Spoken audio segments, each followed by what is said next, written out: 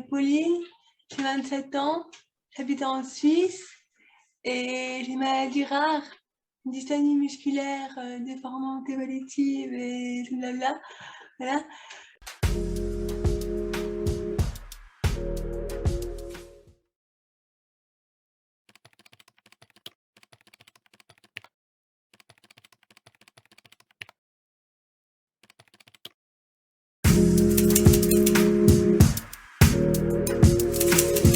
Il faut peut-être expliquer le chemin qui a été parcouru pour qu'on en soit arrivé là. Ouais, là, Tu veux le faire toi ou...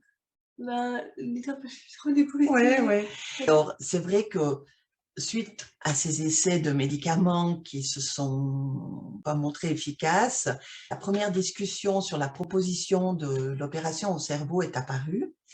Je pense que tu avais peut-être une douzaine d'années. Non, même avant, quand on a commencé, oui, au CHUV. Les premières discussions, elles devaient avoir une 12-13 ans, je dirais, quelque chose comme ça. Oui, ça. On était dans cet hôpital universitaire, et puis là, on sentait vraiment qu'ils étaient très assistants. Comme elle dit, c'était un cobaye, c'était quand même quelque chose d'un peu... Ouais, ils voulaient vraiment faire cette opération, quoi. Ils avaient promis monts et merveilles, qu'elle allait retrouver toutes ses capacités, que tout allait être comme avant, que ça allait être formidable, que vraiment, il fallait faire cette opération. Pendant plusieurs années, à tous ces contrôles, on y allait, ils nous reparlaient de ça. Moi, gentiment, je leur faisais comprendre que la décision viendrait de Pauline, donc tant qu'elle n'est pas OK avec ça, on ne le ferait pas. Regardez ce qu'il m'a dit le médecin ou pas? Oui, tu peux dire ce que le médecin t'a dit. Un jour, il m'a dit, quand je pouvais pas reprendre, il m'a dit « Ah, il y a un psy qui change pas la vie ». Il a dit ça comme ça. « Ah, il y a un psy qui change pas la vie ». Il n'y a que les imbéciles qui ne changent pas la vie. Le médecin lui a dit. Voilà. C'est vrai que là, les relations se sont pas mal détériorées. On avait eu une demande aussi par rapport à cette opération qu'ils nous mettent en contact avec une personne qui était porteuse de la même maladie que Pauline, qui aurait subi l'intervention et qui aurait été OK de nous rencontrer pour partager avec nous. Quelque chose qu'ils n'ont jamais répondu à cette demande. Je me suis dit, il faut qu'on trouve un autre chemin où les thérapeutes seront beaucoup plus à l'écoute de Pauline et puis lui permettront de faire son chemin en vue de cette opération. Et puis, c'est que chez son médecin généraliste, un neurologue s'est installé dans le même cabinet. Il arrivait de France, de Clermont-Ferrand. Son généraliste lui a proposé de avoir un rendez-vous avec ce médecin. C'est ce qu'on a fait. Et puis tout de suite, là, c'était top, quoi. Le feeling est passé. On a eu la même demande que dans l'hôpital universitaire ici en Suisse, où on aurait souhaité rencontrer quelqu'un qui avait subi cette opération. Puis lui nous dit « Ah mais j'ai un problème, moi j'arrive juste de France, là, ici en Suisse, je connais personne. Mais par contre, en France, j'ai opéré pas mal de personnes de cette opération-là. Donc si quelqu'un est OK, c'est bon, quoi. » Et le lendemain, il nous rappelle en nous donnant un nom d'une dame en France.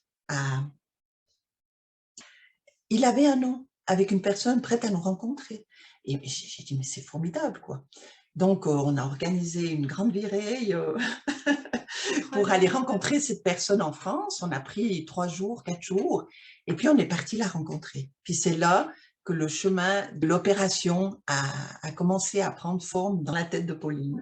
Oui, là, c'était toi qui peux expliquer comment parce que quand je l'ai vu, puis je me suis dit « Mais waouh, quoi, je pensais pas que ça aurait pu être comme ça. » Il m'a dit aussi « C'est comme toi avant, du coup, là, comme je suis maintenant.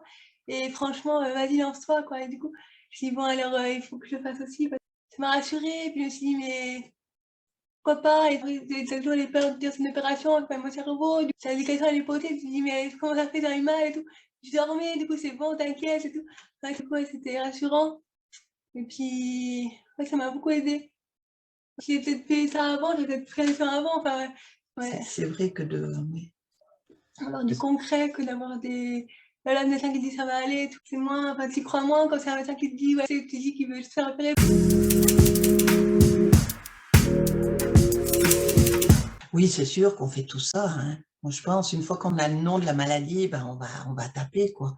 On va taper, et puis on lit, et puis il fait peur, quoi. Parce qu'on est seulement au début de la maladie, Et puis, on sait que c'est évolutif, mais l'évolution, elle peut être très rapide, comme elle peut être super lente. Par exemple, la dame qu'on a rencontrée en France, la maladie s'est déclarée, elle avait 40... Une cinquantaine. Ouais, elle avait pas loin de 50 ans. Ça a évolué très rapidement, quoi. Et elle s'est retrouvée dans l'état où Pauline était à l'époque où on s'est rencontrés, où Pauline a mis 12, 13 ans pour arriver dans l'état où tu étais. 6 ans, 18 ans, ouais, 12 ans. Alors c'est vrai que, oui, on va lire et puis on voit. Puis moi, je suis allée une fois. Et puis Oui, je suis allée, après, moi. c'était stop. Moi, je vais Après, j'ai répéter. dit stop. Pauline, c'est une personne, elle a cette maladie, mais elle peut la vivre totalement différemment qu'une autre personne, quoi.